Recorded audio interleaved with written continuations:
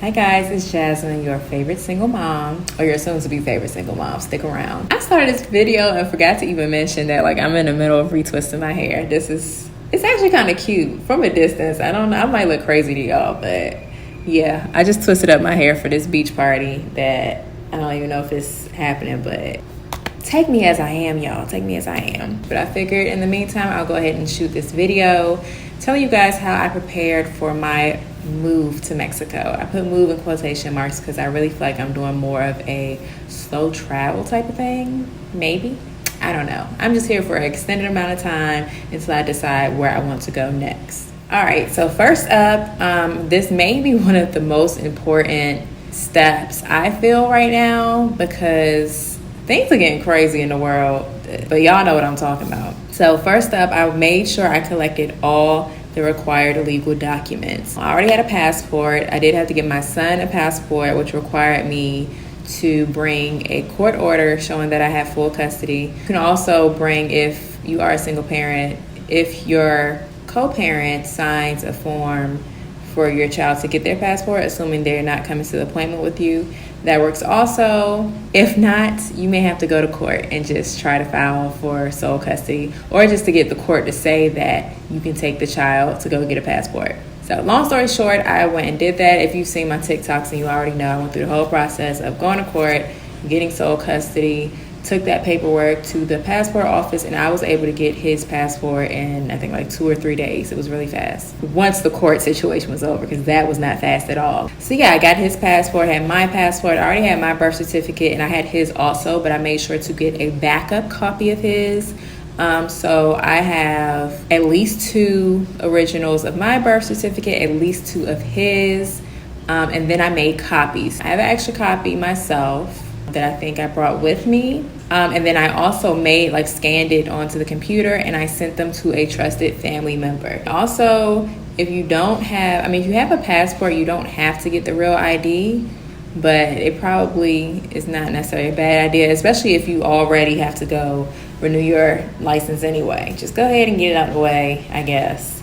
So that's one less thing you have to worry about. And then I also gave a copy of my social security card and my son's social security card to this trusted family member. So that's my first word of advice. Make sure you get all your ducks in a row as far as that documentation, and that someone has a copy of it.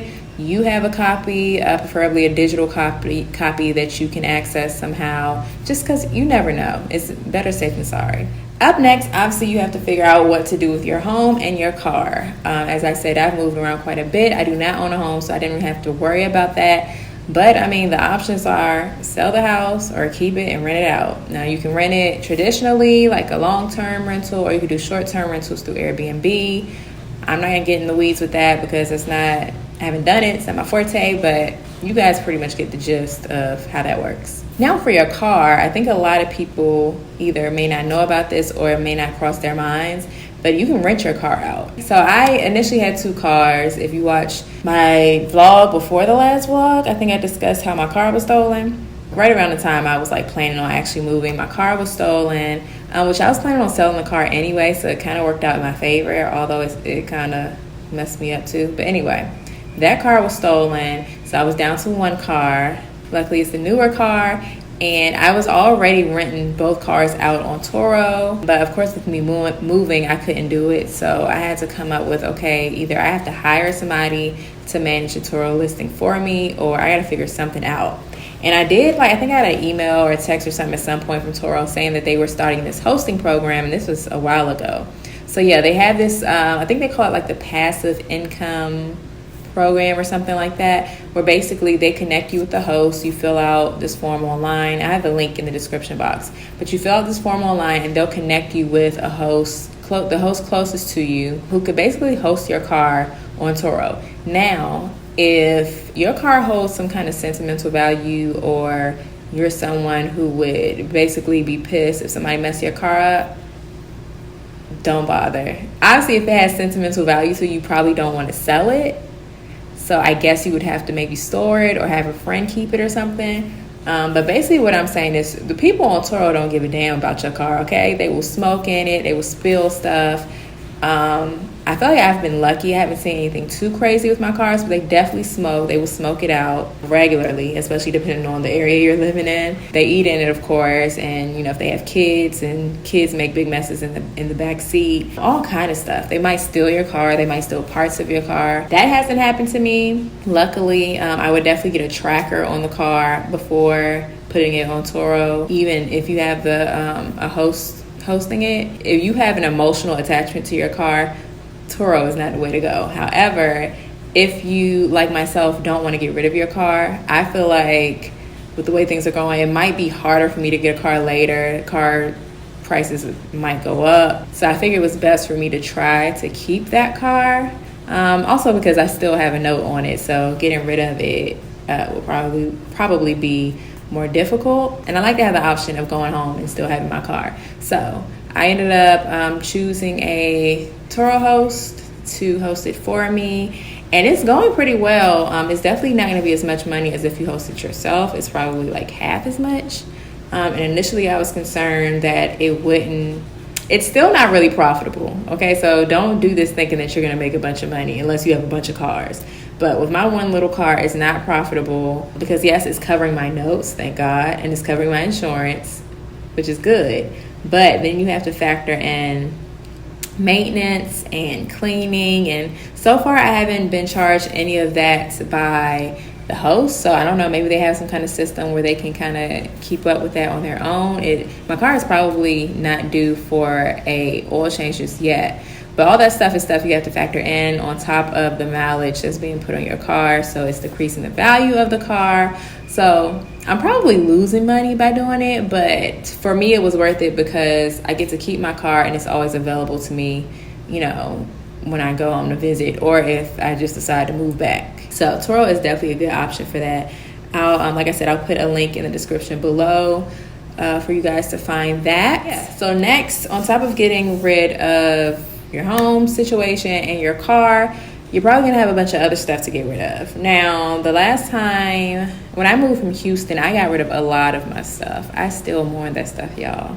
I'm so sad that I had to get rid of so much, but it just made more sense to get rid of it versus paying to have it shipped. Like I said, I'm no stranger to moving around and having to sell stuff, but I got rid of a lot of stuff in Houston. So when I moved back to the East Coast, I had a lot less stuff, so I didn't have a whole lot to get rid of before coming here. And most of what I had was baby stuff, just from my son over the past 3 years. So a lot of baby stuff, which was actually good because people selling your clothes is kind of hard, especially the clothes. I don't buy expensive clothes or name brands or anything like that, so my clothes don't really hold value. And I didn't have a lot to get rid of because I got rid of a lot of my stuff in Houston thinking like, oh, I got this postpartum body, there's no telling how long it's going to be before I can wear this stuff again. And I kind of regret it, but I did what was right. But yeah, clothes are kind of hard to sell, but baby stuff, people need baby stuff. Most of the stuff I sold was baby stuff, and I made I think I might have made about $300 something doing a yard sale. So there are a lot of options on how you can sell your stuff, but my preference is Facebook Marketplace. Even if you don't want to do a yard sale, it's a good place to list your stuff. It's kind of annoying because you have to make sure everything looks presentable, take pictures. You want to take good pictures so people actually want to come and buy it.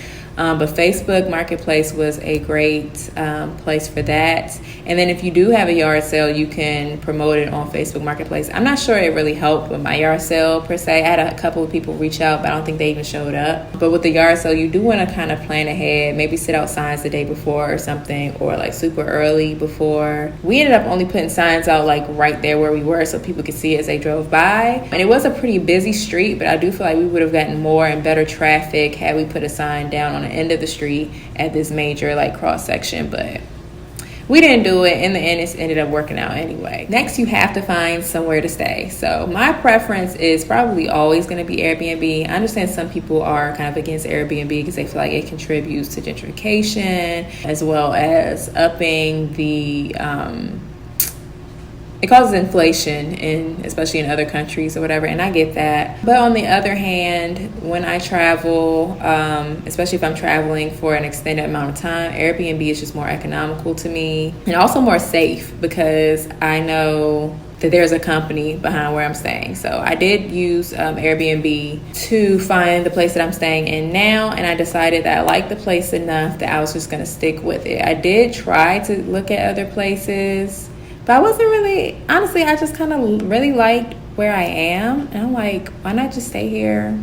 And if I end up staying here even longer, I'll get a better place eventually, but this is working, so if it ain't broke, don't fix it. So yeah, I definitely suggest checking out Airbnb as an option because there is that factor of safety. You don't have to worry about getting scammed as much. You have the reviews that you can look at, filter out the lowest rated so you can see worst case scenario, this might be an issue. Now, another place people say that you can look, I've seen this with a few countries, but I know in Mexico people do it here too, but Facebook Marketplace is a good place to look for places to live long term. I haven't used Facebook Marketplace. It's like I said, I haven't needed to. I found this Airbnb, I liked it, I stayed. And then I also like that, I can book this through Airbnb, so I don't have to worry about signing a contract and hoping that whoever I sign the contract with actually follows through with what was promised, and I don't have to worry about if there are any issues. I have an actual company I can go to and say, hey, I can't live in this place because the ceiling is leaking, or hey, I can't live in this place because I don't feel safe and something crazy is going on. This gave me a comfort, especially with it,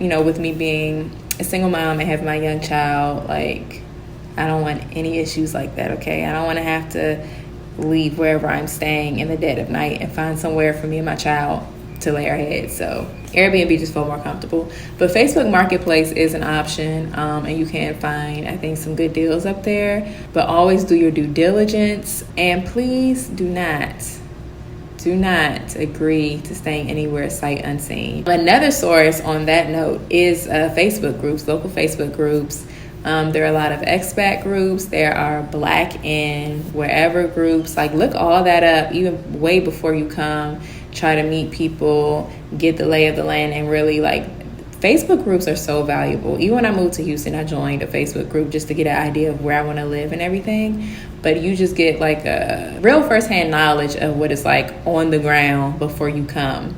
Great resource. So you could definitely start there with finding a place to stay. And then you'll have people who can refer you to good real estate agents that have worked for them. Or they might even have some properties. There may be real estate agents in the group or anything like that. It's very helpful.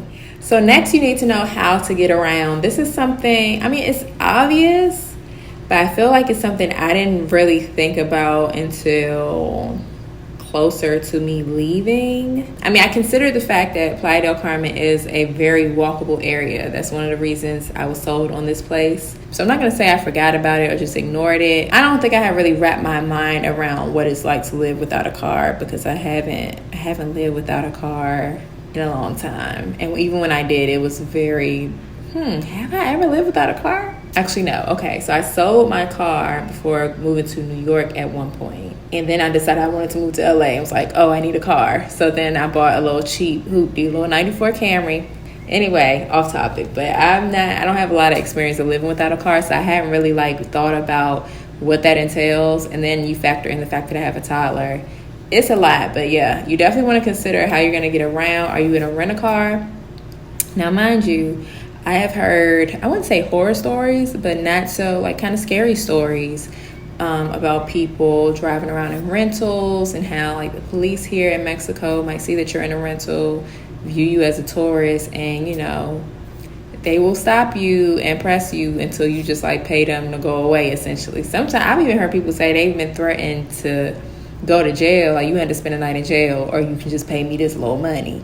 And that's kind of scary to me, especially considering, like I said, I have my son, and I'm in a foreign country, so I don't really know how things work. I don't speak Spanish. It's just a lot, and it's kind of intimidating. And then just thinking about if somebody did that to me and it was just me, I'd be like, depending on how much it is, well, you just gonna have to take me to jail. But I can't do that when I have my son with me. And then also I've heard it's not they're not trying to get a hold. They're just trying to get whatever you got, okay? But there is usually not a whole lot of money, and it's usually easier to just pay them off and be done. But with all that being said, you add on to that the fact that the driving here is kind of crazy and scary. And I've heard about people getting hit all the time, or, you know, little fender benders just because people just kind of drive however. That's not for me. So I decided against renting a car. But, you know, it's an option. Also, you want to consider how you're getting back and forth from the airport, which, you know, you can always figure out once you get here. But if you plan ahead, you can save some money. For Playa del Carmen, and then also for Cancun and, well, maybe less so Cancun, but for Tulum, you can take the audio bus, which is ADO. And I just booked my tickets ahead of time. I think me and my son, because the kids is cheaper, together we might have been like $35, if that. And it's a nice, comfortable bus. They had a movie playing. It was in Spanish, but, you know, and it was a cool little ride. I think it was supposed to be like an hour and a half. I think it was probably closer to an hour. But yeah, look into how to get back and forth from the airport, because especially if you're going somewhere that's kind of a distance from the airport, you may be able to find something that's more affordable than what you would find on the ground when you're just trying to hurry up and get there. It's always better to plan ahead because you can save so much money and time. And then going back to just how you're getting around town, here, they do not have Uber. Surprisingly, they don't have Ubers here. They have Ubers in Cancun. And I feel like I've heard they have Ubers in Tulum. I'm not sure if that's true. But they don't have Ubers in Playa del Carmen, but they do have taxis, and it's pretty easy to just step out. At least where I live. I don't know about across the highway, but closer to the beach is pretty easy to hail a taxi, which is what I did for my first month here. And it was a little intimidating because I've never hailed a taxi before. But, you know, it's just a matter of stepping out and waving your hand. Sometimes they'll have somebody in there and they'll pass you. Sometimes they'll see you and look and then just keep driving. That's happened to me before.